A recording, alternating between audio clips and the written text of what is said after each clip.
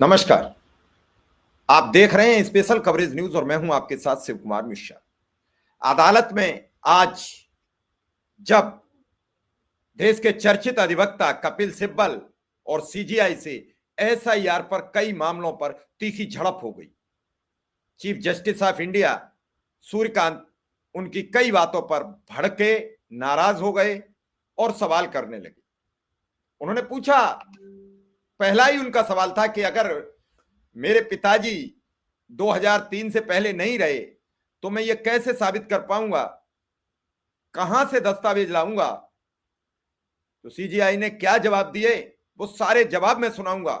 क्या वहां गए याचिकाकर्ताओं की मन में एक बात थी, वो क्या उन्होंने सोचा था और इस सब पर कैसे वहां खामोशी सी छा गई थी, कैसे लोग सवाल कर रहे थे, कैसे सीजीआई एक एक करके सबको डांटते चले जा रहे थे। और इस सवाल के बाद कई तरीके के सवाल खड़े हो रहे थे, एक दूसरे से पूछ रहे थे।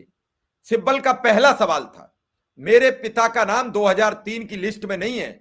तो इसी बात पर चीफ जस्टिस ऑफ इंडिया यानी सीजेआई भड़क गए और उन्होंने जो जवाब दिया वो सोचने पर मजबूर कर देता है कि आखिर क्या है। सीजीआई ने साफ कहा कि अगर आपके पिता का नाम वोटर लिस्ट में नहीं है तो इसका मतलब आपने अवसर गंवा दिया। ये सारी बातें मैं अभी आपको पूरी स्टोरी में सुनाऊंगा, लेकिन उससे पहले मेरी आपसे एक अपील और गुजारिश है। अगर आप सबको मेरी ये खबरें अच्छी लगती हैं तो इस चैनल को सब्सक्राइब कर लीजिए, बेल आइकन बटन दबा दीजिए, मेरी प्रत्येक खबर आप तक पहुंचती रहे ताकि हमारा हौसला बना रहे और हम आपको एक से एक बढ़िया खबरें आपके समक्ष रखते रहें, क्योंकि इन्हीं खबरों के जरिए आपको सच पता लगता है।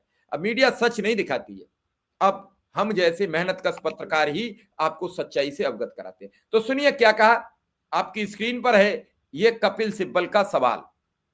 कपिल सिब्बल ने सीजेआई से पूछा, 2003 का वोटर लिस्ट देखने के लिए कहा जा रहा है, अगर मेरे पिता ने 2003 में वोट ही नहीं दिया या उससे पहले ही उनकी मृत्यु हो गई तो मैं इसे कैसे साबित कर पाऊंगा। चीफ जस्टिस ऑफ इंडिया से जब यह सवाल मशहूर अधिवक्ता कपिल सिब्बल ने किया, चूंकि कपिल सिब्बल मंत्री रह चुके हैं, कपिल सिब्बल राज्यसभा सांसद हैं, जनहित में रहते हैं, जनता के मध्य जाते हैं, जनता की बात सुनते हैं और खुले मन से बात करते हैं, तो उनका यह सवाल था कि अगर मान लीजिए मेरे पिताजी ने 2003 में वोट ही नहीं दिया या उससे पहले ही उनकी मृत्यु हो गई तो मैं इसे कैसे साबित कर पाऊंगा। सीजीआई ने कहा, सीजीआई सूर्यकांत ने कहा, अगर आपके पिता का नाम 2003 की लिस्ट में नहीं है और आपने भी इस पर ध्यान नहीं दिया है तो शायद आपने अवसर खो दिया है। फर्क सिर्फ इतना है कि यदि माता पिता का नाम 2003 की सूची में नहीं है तो फिर स्थिति अलग होगी। क्या अलग होगी? क्या अब मुझे वोट डालने का अधिकार नहीं मिलेगा? क्या मैं एसआईआर में सम्मिलित नहीं रहूंगा? मैं कहां से दस्तावेज लाऊंगा? वैसे भी आज सरकार ने आधार को निराधार कर दिया। आधार डेट ऑफ बर्थ में पहले भी एक वैलिड डॉक्यूमेंट नहीं था, लेकिन अब आज के बाद आधार निराधार हो गया है। इतना ही नहीं, सीजीआई की टिप्पणी को कोर्ट रूम में मौजूद कई लोगों ने एक संकेत के रूप में देखा कि परिवार की नागरिकता का ऐतिहासिक रिकॉर्ड मतदाता सूचियों में अनुपस्थित होना व्यक्ति की जिम्मेदारी को कम नहीं करता। हालांकि अदालत ने यह भी स्पष्ट किया कि ऐसे मामले में प्रक्रिया न्यायसंगत और पारदर्शी होनी चाहिए। अब आप सोचिए, अगर कपिल सिब्बल सीजीआई से सवाल करते हैं, वो नाराज हो जाते हैं, वो कहते हैं कि आपने मौका खो दिया, कहां जाएं। मतलब एसआईआर का विरोध करने वाले कई याचिकाकर्ताओं का कहना है कि इसका दुरुपयोग कर बड़ी संख्या में लोगों के नाम मतदाता सूची से हटाए जा रहे हैं, हटाए जा सकते हैं। नागरिकों पर 20 साल पुराना रिकॉर्ड साबित करने का बोझ अनावश्यक है। सीमावर्ती राज्यों में यह राजनीतिक हथियार बन सकता है। वहीं चुनाव आयोग का यह तर्क है कि हर राज्य में लाखों नाम फर्जी, डुप्लीकेट, अप्रासंगिक हैं। स्थलांतरण यानी स्थल का ट्रांसफर, मृत्यु, डुप्लीकेसी की सूचना नागरिक समय पर नहीं देते हैं। एसआईआर से चुनावी प्रक्रिया साफ और विश्वसनीय बनी रहेगी। ये बात चुनाव आयोग कह रहा है। ये बात मौजूदा लोग कह रहे हैं, लेकिन क्या इन सब बातों से पर्दा हटेगा? क्या इस पर जिक्र होगा? क्या इस पर कोई पेनल्टी या जिम्मेदारी की बात होगी? अगर नहीं होगी तो क्या होगा?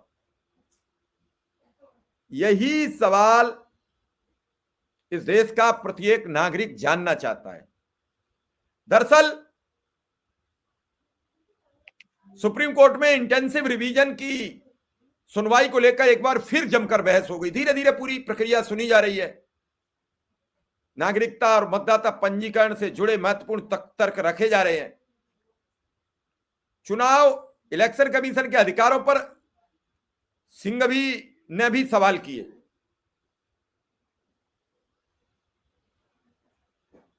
बहस के दौरान कपिल सिब्बल ने चुनाव आयोग द्वारा एसआईआर चलाने पर सवाल उठाए। उन्होंने कहा एसआईआर जैसी प्रक्रिया को लागू करने का कोई स्पष्ट अधिकार इलेक्शन कमीशन को नहीं दिया गया है। सिब्बल ने इसे भव्यता का भ्रम बताया। इस पर पीठ ने कड़ा रुख अपनाते हुए कहा, आपकी दलील के अनुसार ईसी कभी भी अभ्यास करने की शक्ति नहीं रखेगा। यह कोई रोजाना का अपडेट नहीं है, बल्कि एक विशेष प्रक्रिया है। यदि हम मान भी लें कि पहले कभी एसआईआर नहीं हुआ, तो इसका अर्थ यह तो नहीं है कि चुनाव आयोग इसे कभी भी नहीं कर सकता। पीठ ने संकेत दिया कि मतदाता सूचियों का शुद्धता सुनिश्चित करना आयोग का मूल दायित्व है और एसआईआर उसी की विस्तारित रूप है। गुरुवार की सुनवाई के बाद अदालत ने कहा कि वह पूरे मामले की विस्तृत सुनवाई 2 दिसंबर से आगे करेगी। इससे पहले भी बुधवार की सुनवाई में बेंच इस मुद्दे पर महत्वपूर्ण टिप्पणियां कर रही थी। सुनवाई के दौरान सीजेआई की अध्यक्षता वाली बेंच ने साफ कहा था कि यह तर्क एसआईआर देश में पहले कभी नहीं हुआ है, इसकी वैधता की जांच का आधार नहीं हो सकता है। बेंच ने कहा कि चुनाव आयोग के पास फॉर्म 6 में दिए गए विवरण की शुद्धता जांचने का अंतर्निहित अधिकार है। फॉर्म 6 वह दस्तावेज है जिसे कोई भी नागरिक मतदाता पंजीकरण के लिए भरता है। चुनाव आयोग का कहना है कई राज्यों में मतदाता सूचियों में बड़ी मात्रा में त्रुटियां, डुप्लीकेसी या पुरानी प्रविष्टियां हैं। एसआईआर उसी को ठीक करने के लिए एक महत्वपूर्ण कड़ी है।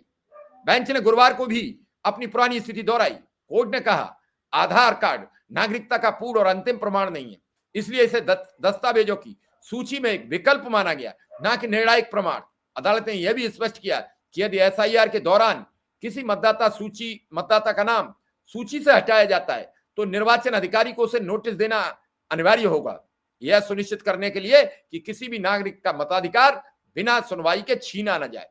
कोर्ट बेहद सख्त है, लेकिन क्या किसी को नोटिस मिल रहा है? जिसका नाम हटा उसका नाम बिहार में नोटिस मिला? क्या 60 लाख लोगों के पंजीकृत पतों पर नोटिस भेजे गए? इसका सवाल बिल्कुल आपके सामने है कि लोगों के पास नोटिस नहीं गए। एसआईआर का विरोध करने वाले याचिकाकर्ता इसे अपने नजरिए से देख रहे हैं, वो इसे अपने हिसाब से समझ रहे हैं, वो इस पर सवाल कर रहे हैं। याचिकाकर्ताओं का कहना है कि इसका दुरुपयोग कर बड़ी संख्या में लोगों का नाम मतदाता सूची से हटाया जा सकता है। नागरिकों पर 20 साल पुराने रिकॉर्ड साबित करने का बोझ अनावश्यक है। सीमावर्ती राज्यों में यह राजनीतिक हथियार बन सकता है। वहीं चुनाव आयोग का तर्क है कि हर राज्य में लाखों नाम फर्जी, डुप्लीकेट, अप्रासंगिक, स्थलांतरण, मृत्यु और डुप्लीकेसी पर बने हुए सूचना जो मृत्यु की नहीं देते हैं, सूचना समय पर नागरिक नहीं देते हैं, एसआईआर चुनावी प्रक्रिया साफ और विश्वसनीय बनी रहेगी। अब कैसे विश्वसनीय बनी रहेगी? हर आदमी संदेह की निगाह से देख रहा है, कैसे विश्वास आएगा? हालांकि कपिल सिब्बल के इस वाजिब सवाल को कि 2003 के चुनाव में उसके पिताजी का वोट न बना हो, उसके पिताजी की मौत हो गई हो, तो वो प्रूफ कहां से लाए?